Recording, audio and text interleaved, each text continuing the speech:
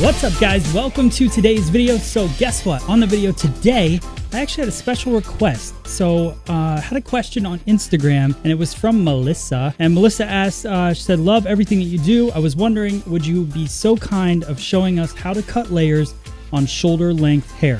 Thanks for your time. So Melissa's question kind of sparked a little bit of an idea. So I want to create a segment where I just kind of take your questions and I create a whole video based on that question, because you got to assume that if Melissa has this question, then a lot of other people have it as well. So she wants to see medium length layered haircut. So what I did was I did a medium length layered haircut. It's going to be about shoulder length, a lot of movement in the layering. It's going to be rounded layers, kind of pushed off the face. And then we also in this video do a curtain fringe as well. Also, as a bonus on this video, I'm going to show you guys at the end, we're going to do a hair color experiment. So I want to show you guys that as well. So stay tuned after the haircut to see the finished product, the finished result with our hair color as well. Thank you to Paul Mitchell. So thank you guys so much for watching. If you haven't subscribed to the channel or on Instagram, make sure you follow us at 3Salon Education or hit that subscribe button right here on YouTube. All right, guys, let's get started with the video. Here we go.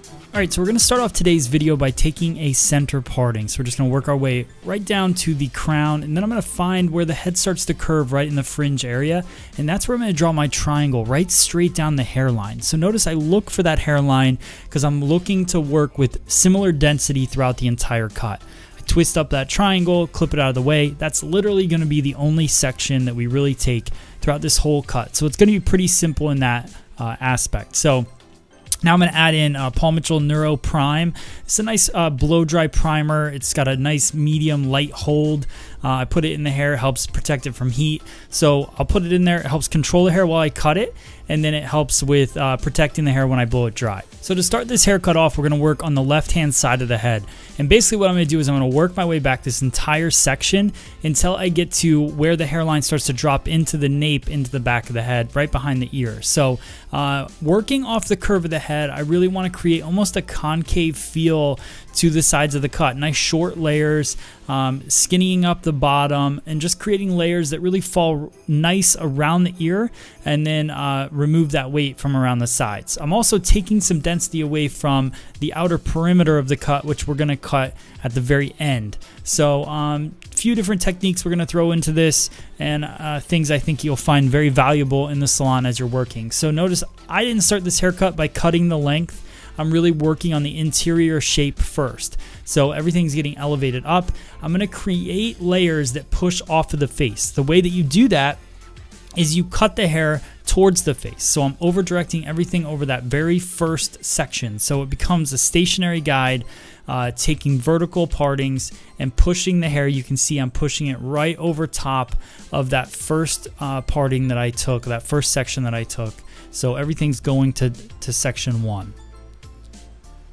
I'll continue that cut all the way back to just behind the ear where that hairline starts to drop. That's where I'm going to change things up. So notice I'm going back to that point. That's because the density is all the same in that section. It's really important as hairdressers and those of you guys that are getting more into advanced hair cutting, or even in school, just to understand the different densities that you're working with in the hair. What is the formation of the hair? How much hair are you working with?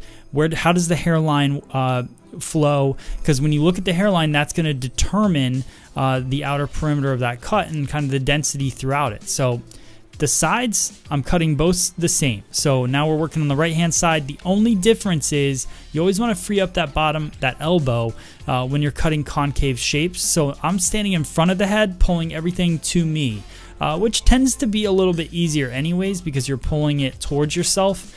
Anytime you're pushing away, it gets a little bit harder to stay consistent. So notice it's just a straight line across. Somebody in the comments is going to say something about me wearing black clothes and dark hair.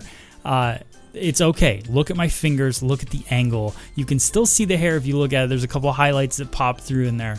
But just look at my finger angle. That's what you need to be judging. That's the most important part. You can see my hands very clearly in this video. So all the way parallel to the floor is how my fingers are working across. That's the cutting line that we're creating. So I go all the way back to where that hairline starts to drop in the back, and that's where I'm going to stop on the sides.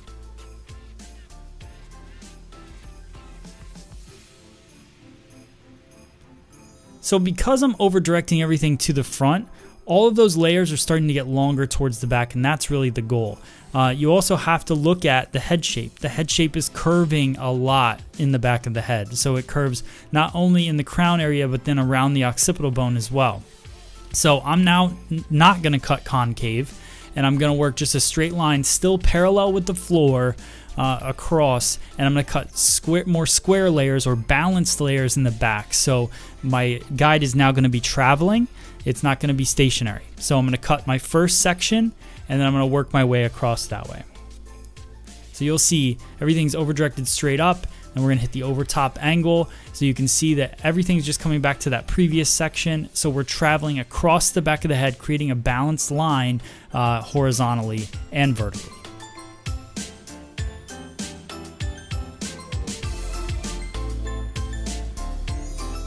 See, I grab a little bit of the old and then bring in the new.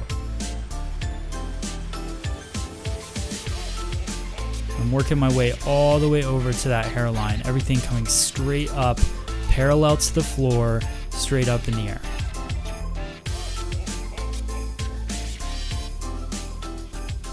Now, if I had a guest that had a higher density of hair and I really wanted to remove some extra weight, I could even shift my finger angle even a little bit more in this and cut more concave layers in the back.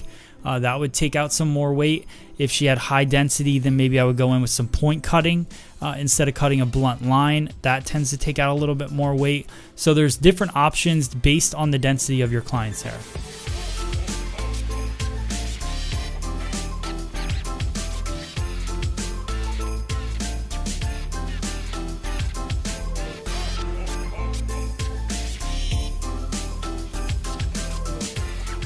So in this last section, you'll notice there wasn't anything to cut. So I move on. Now we're going to go into the fringe. So what I wanted to do was cut a nice open kind of curtain fringe, if you want to call it that. So what I'm going to do is I'm going to work with a little bit of elevation. I'm going to work with vertical partings. One little tip, and this is something I learned from Richard Manna, I believe. He cuts the length. So notice that I'm checking where I want my guide to be. Then I have a ton of hair. So what I'm going to do is cut the bulk of it off first. Then I'm going to go in and point cut a line. And I'll show you guys that again so you can see it. But I go in and I point cut because I want to create a nice soft feel. So I cut the blunt line for my length. Then I go in with point cutting, a little bit of deeper point cutting. But here's the tip right here. So as I comb the hair over, I've got a lot of hair in my hand. So in order to control it, I cut the bulk of it off first. I don't go all the way to the guide. I can still see my guide underneath. And then I go in and I point cut that length to match my guide. So what that's doing is just allowing me to control the hair a little bit better. I thought that was such a cool tip. Anytime I'm around a different hairdresser that I haven't worked with before, I always try to grab something from them that I can bring into what I do. And that was one thing that I really thought was cool, is just being able to control that hair, because sometimes when we're hairdressers, when we go in to cut that long hair that's over our fingers, it's challenging and it gets in the way. So just take that bulk off, then go in and cut your lines however you would like. So the last bit, I wanted this to be a medium length haircut, so we cut some shorter layers in there, cut the interior part, and now we're going in cutting the exterior, the perimeter line. I wanted it to be a little bit more of a blunt feel, nice solid line.